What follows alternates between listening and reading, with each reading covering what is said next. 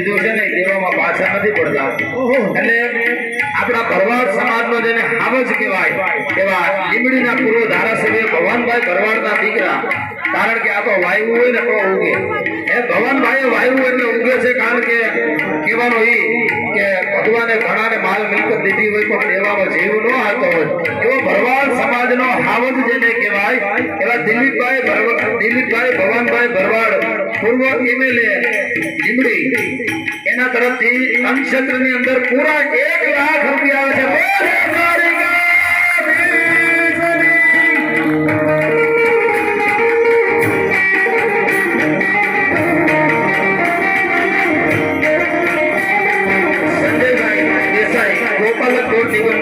પૂર્વ ચેરમેન